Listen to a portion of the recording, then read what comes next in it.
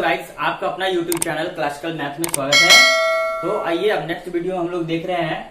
हमारा कुछ पॉइंट है जो पढ़ लेते हैं, उसके बाद आगे फिर इससे अभी ये जो हम पॉइंट पढ़ने वाले हैं और इस वीडियो में प्रॉपर खास करके जो स्टूडेंट 10th में अपीयर है वो भी और जो पास आउट है उनके लिए भी, अगर वो कॉम्पिटिटिव एग्जाम का तैयारी कर रहे हैं तो बेसिकली वो जो होते हैं जो डीपली या अदर सिलेबस वगैरह सब जो है पढ़ते हैं, तो वो बैकअप जो हम जैसा कि हम जानते हैं कि क्लास 9 से लेकर और ग्रेजुएशन तक के सिलेबस को दिया होता है। अगर यूपीएससी वगैरह का एग्जाम का तैयारी करते हैं तो उसमें तो नॉर्मली इन सब चीजों पर ध्यान नहीं दिया जाता है, जबकि इन सब चीजों से भी क्वेश्चन आता है।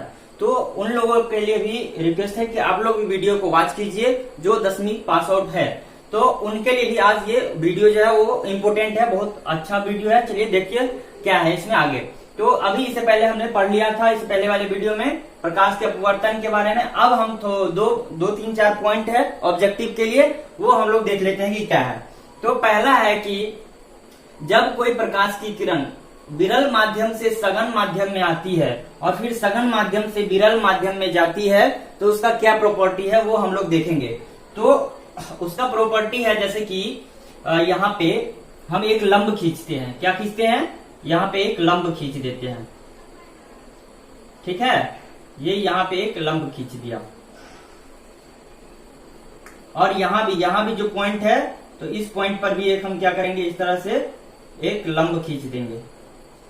ये लंब खींच दिया तो हमें यहाँ पे प्रॉपर्टी क्या दिख रहा है? तो प्रॉपर्टी कह रहा है कि यदि कोई प्रकाश की किरण विरल माध्यम से सघन माध्यम में आती है तो वो ये जैसा कि हम पिछले वीडियो में बता चुके हैं, सबका पॉइंट बता चुके हैं। आइए इस पॉइंट को समझते हैं। ये आपतित किरण, ये आपतन बिंदु और ये अपवर्तित किरण, वहां होता था परावर्तित किरण, यहाँ अपवर्तित किरण। और ये जो हम डॉटेड लाइन दो जो वर्टिकली डॉटेड लाइन है इसको हम लोग कहेंगे अभिलंब। तो इसका नियम बनता है कि यदि कोई प्रकाश की किरण विरल माध्यम से सघन माध्यम में आती है तो वो क्या है, अभिलंब की ओर झुक जाती है, यानी कि अभिलंब की ओर मुड़ जाती है। और फिर जब सघन माध्यम से विरल माध्यम में जाती है तो वो अभिलंब से क्या होती है, दूर हट जाती है। तो कैसे उसको हम लोग देखते हैं। तो इसके लिए हम इसे पॉइंट आउट करेंगे। यहाँ पे इसका नाम लिख देते हैं। ये ए है, ये बी है, ये सी है, ये और डी है। तो ये एबीसीडी जो है वो एक कांच का प्लेट है, एक माध्यम है, एक मीडियम है। और ये इधर जो खाली जगह दिख रहा है आप लोगों को, ये क्या है, ये भी एक मीडियम है जो वातावरण है। तो ये आपतित किरण है, जैसे कि यहाँ P बिंदु से कोई आ रहा है और M बिंदु पर और N बिंदु पर ये है, यहाँ पे ये जो बिंदु है इस बिंदु को हम कहेंगे आपतन बिंदु। और फिर क्या है, तो यहाँ पे दो एंगल बनाएगा। कौन कौन सा एंगल बनाएगा? एक ये एंगल बनाएगा और एक जो है वो ये एंगल बनाएगा, ठीक है। और उसके बाद फिर एक ये एंगल भी बनाएगा और फिर एक ये एंगल भी बनाएगा। तो यहाँ अगर इसको हम I कह लेते हैं तो ये R हो जाएगा।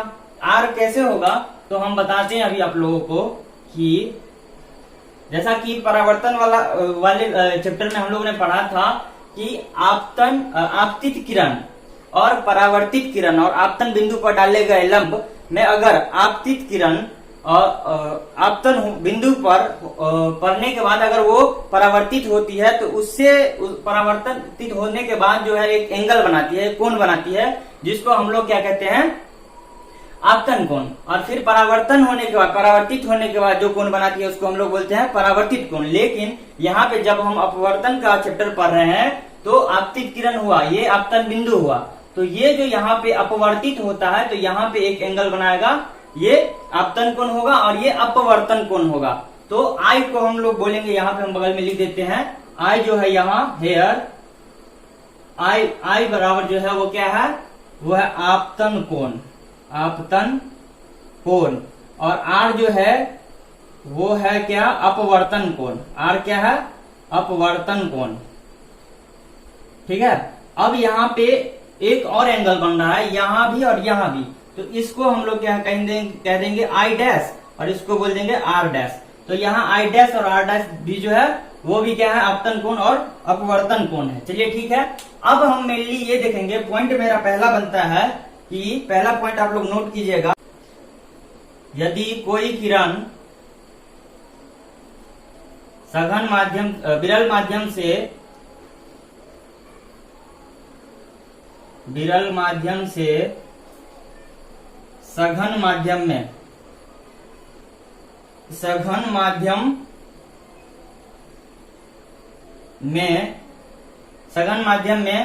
जाती है, सघन माध्यम में जाती है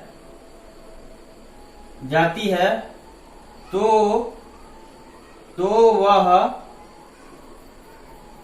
वह अभिलंब की ओर झुक जाती है। ये पहला पॉइंट यहाँ हमें देखने को भी मिल रहा है। ये जो है ये पॉइंट ये इधर झुक रहा है और ये जो पॉइंट था ये इधर एक एंगल बना रहा था। ठीक है, और फिर एक और है, ये तो पहला नोट कर लिए हम लोग, पहला नियम याद कर लिए।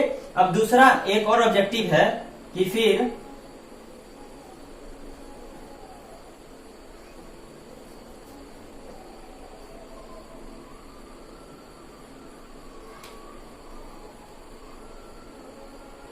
दूसरा है कि जब कोई किरण सघन माध्यम से विरल माध्यम में जाता है, जब कोई किरण सघन माध्यम से विरल माध्यम में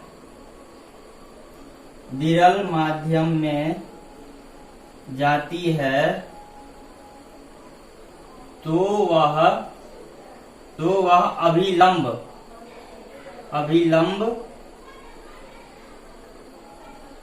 से दूर हटती है या दूर हो जाती है, अभिलंब से दूर हो जाती है। ये दो पॉइंट अभी हमने सीखा, इसको एक बार और क्लियरली समझा देते हैं कि जब कोई प्रकाश की किरण, पहला पॉइंट, जब कोई प्रकाश की किरण विरल माध्यम से सघन माध्यम में आती है तो वो अभिलंब की ओर झुक जाती है, और फिर जब सघन माध्यम से विरल माध्यम में जाती है तो अभिलंब से दूर हट जाती है। ये दो पॉइंट अभी हमने देख लिया। अब अगला पॉइंट हम लोग पढ़ेंगे,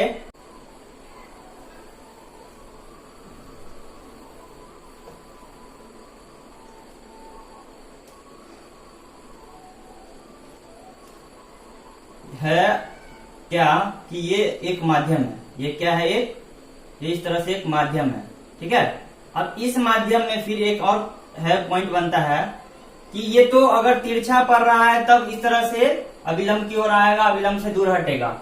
लेकिन यदि कोई प्रकाश का किरण सीधे सीधे लंबवत अगर किसी मीडियम पर पड़े, अगर कोई प्रकाश का किरण सीधे सीधे लंबवत किसी मीडियम पे पड़े तो वो क्या होता है, तो उसका जो है वो एंगल, तो यहीं पे इसका आपतन बिंदु भी हुआ और यहीं पे इसका लंब भी हुआ। यहाँ इस तरह से डॉटेड हम कर सकते हैं, ये लंब भी हुआ, आपतन बिंदु भी हुआ, और ये अपवर्तित किरण, ये आपतित किरण। ठीक है, तो ये ABCD जो यहाँ पे कोई माध्यम है, तो अगर कोई एक इसका एक्सेप्शन है, एक और यहाँ पे नोट्स बनता है कि यदि किसी माध्यम पर कोई प्रकाश की किरण लंबवत पड़ती है तब वो बिना विक्षेपित हुए क्या होती है, वापस क्या कहते हैं उसको, अपवर्तित हो जाती है। यदि किसी माध्यम पर कोई भी किरण लंबवत पड़ती है तो वो बिना विक्षेपित होते हुए अपवर्तित हो जाती है। ठीक है, तो ये एक पॉइंट हम सीख लिए। अब फिर अगला पॉइंट है पार्श्विक विस्थापन। अगला पॉइंट क्या है, यहाँ पे हम लिख देते हैं, एक और पॉइंट है, ये सभी ऑब्जेक्टिव में ज्यादातर पूछे जाते हैं, सभी के लिए है, कॉमन है, पार्श्विक विस्थापन। तो अगर आप लोग इसमें एक चीज और गौर कीजिए कि यहाँ अगर इस पॉइंट को और इस पॉइंट को हम आगे पीछे बढ़ाए तो क्या हमें रिजल्ट आता है, वो हम लोग देख लेते हैं कंस्ट्रक्शन करके। तो यहाँ इसको हम डॉटेड लाइन से क्या करते हैं, इस तरह से हम आगे बढ़ा देते हैं। तो ये यहाँ इस तरह से आगे बढ़ गया, और फिर इस रेखा को भी हम इस तरह से डॉटेड लाइन से आगे बढ़ा देते हैं। ठीक है, तो ये इस तरह से बढ़ गया। तो यहाँ हमें देखने को मिल रहा है कि ये जो डॉटेड लाइन हम यहाँ पे लिख रहे हैं, ये बना रहे हैं, तो यहाँ पे थोड़ा सा स्लिप ऑफ पेन हो रहा है। फिर भी आप लोगों को देखने में लगता होगा कि यहां से यहाँ की दूरी, यानी कि ये जो दूरी है, ये दूरी और यहाँ पर जो दूरी है, ये दोनों सेम लग रहा है। क्यों? क्योंकि आप लोग मैथमेटिक्स अच्छे से जानते हो, जैसा कि मुझे पता है। तो ये दोनों, अगर ये PC यहाँ इसको हम नाम भी दे लेते हैं, ये P है, तो अगर ये Q है तो ये L, और या सीधे इसको हम नाम दे लेते हैं, ये X हुआ और ये Y हुआ। तो ये PY और XQ जो दो रेखा है तो वो क्या है, समानांतर है। यहाँ पे हम लिख देते हैं बगल में भी कि यहाँ हेयर PY और पैरेलल है क्या, सॉरी पैरेलल का ये चिन्ह है, PY पैरेलल है किसके, XQ के, PY पैरेलल है XQ के। तो इस तरह से अगर हमें कभी भी पूछेगा कि X और P के बीच या Q और Y के बीच दूरी कितना, दूरी में क्या अंतर होगा, तो हम कहेंगे नहीं, जितना X और P के बीच दूरी होगा उतना ही Q और Y के बीच भी दूरी होगा। अर्थात यानी कि हम यहाँ लिख देंगे हेंस, इसलिए XP के बीच का जो दूरी है वो बराबर होगा कितना, Q और Y के बीच की दूरी। तो यही जो विस्थापन मतलब क्या, विस्थापन का एक चीज और आप लोग समझ जाइए कि विस्थापन का मतलब है कहीं भी अगर हम जाते हैं तो विस्थापन और पैरेलल में दोनों में संबंध है, पैरेलल लाइन और विस्थापन में दोनों संबंध है कि जो रेखा पैरेलल होगा वो विस्थापित होगा, यानी कि उसका जो हमेशा दूरी होगा वो सेम होगा। तो यहाँ पे पार्श्विक विस्थापन इसी को कहते हैं कि ये जो दूरी और ये जो दूरी है वो हर जगह समान दिखने को मिलता है, इसी को हम लोग क्या बोलते हैं, पार्श्विक विस्थापन। अब इस पे भी कुछ पॉइंट बनता है, कुछ सवाल बनता है, कुछ न्यूमेरिकल बनता है, जिसको हम लोग आगे पढ़ेंगे एंडिंग पॉइंट में, वीडियो के लास्ट में जब हमारा चैप्टर एंड होने को होगा। अब आइए अगला फिर पॉइंट है, ये पॉइंट बहुत ही इंपोर्टेंट है, अपवर्तनांक। अपवर्तनांक जैसा कि पिछले अध्याय में भी, पिछले लेसन में भी हम लोग पढ़े थे अपवर्तनांक के बारे में, जिसको m से सूचित करते हैं। तो यहाँ भी अपवर्तनांक का यहाँ भी जिक्र है। अपवर्तनांक का डिफिनेशन है किसी माध्यम में शून्य में प्रकाश की चाल, शून्य में प्रकाश की चाल और माध्यम में प्रकाश की चाल, और किसी माध्यम शून्य में प्रकाश की चाल और उस माध्यम में प्रकाश की चाल के अनुपात को हम लोग क्या कहते हैं, अपवर्तनांक कहते हैं, अपवर्तनांक कहते हैं। यानी कि इसको मैथमेटिकली इस तरह से भी हम देख सकते हैं या पढ़ सकते हैं या बोल सकते हैं कि अपवर्तनांक, इसे हम लोग छोटा n से सूचित करते हैं। तो ये जो है किसी शून्य में प्रकाश की और उस माध्यम में प्रकाश की चाल, तो शून्य में प्रकाश की चाल भी यहाँ लिख देते हैं, शून्य में प्रकाश की चाल, जिसको हम लोग ब्रैकेट में इस तरह से लिख देते हैं C, इसको मान लेते हैं क्या, C, और शून्य में प्रकाश की चाल C और उस माध्यम में प्रकाश की चाल यानी कि CM, माध्यम में प्रकाश की चाल के अनुपात को हम लोग अपवर्तनांक कहते हैं। और अपवर्तनांक को क्या बताया है, यहाँ n से सूचित किए हैं, यानी कि फॉर्मूला मेरा जो बनता है वो बनता है n बराबर, तो अभी हम क्या बोले हैं, प्रकाश माध्यम में शून्य में प्रकाश की चाल यानी C और बट्टा उस माध्यम में प्रकाश की चाल यानी CM। तो ये हमारा एक जो है वो फॉर्मूला डिराइव हो गया। अब इस फॉर्मूला पर हम लोग अंकित प्रश्न बनाएंगे, वो वीडियो के लास्ट में या हम चैप्टर के लास्ट में बनाएंगे। चलिए ये भी पॉइंट खत्म हो गया। अब अगला पॉइंट है, अगला कुछ पॉइंट है जिसको हम लोग मुंह से ही बोल देते हैं।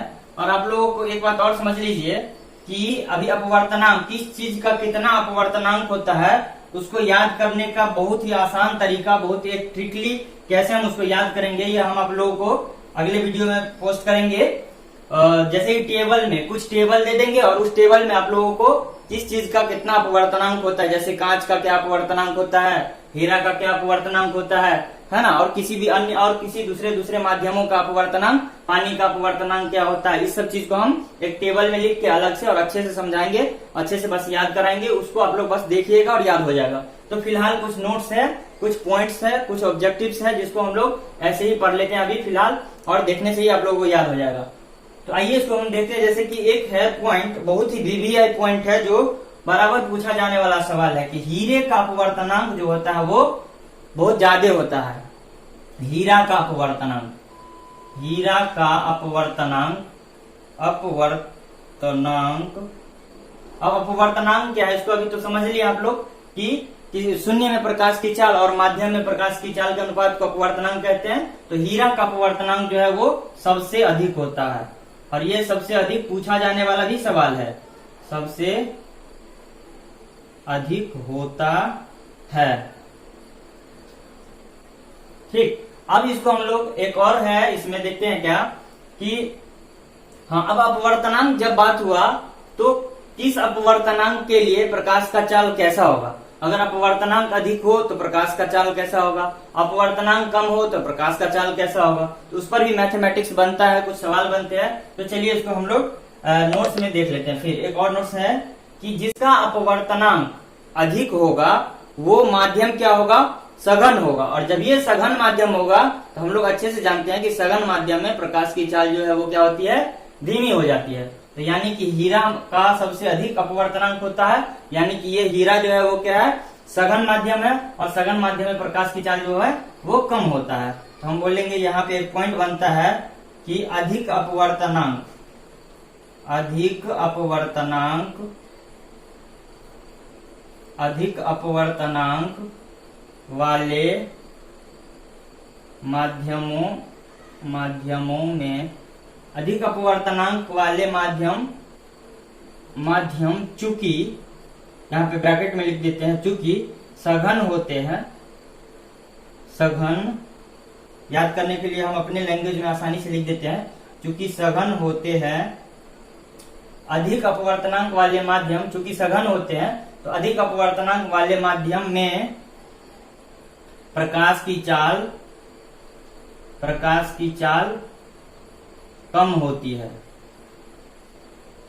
ठीक है, कम क्यों होती है, क्योंकि वो सघन होता है। तो आप लोग इसको हाँ, इसका अपोजिट भी खुद से याद कर लेंगे कि हाँ, अपवर्तनांक अधिक है तो चाल कम होगा क्योंकि सघन होगा, और अपवर्तनांक कम होगा क्योंकि विरल होगा तो प्रकाश की चाल अधिक होगा। इसको हम लोग खुद से भी बना सकते हैं।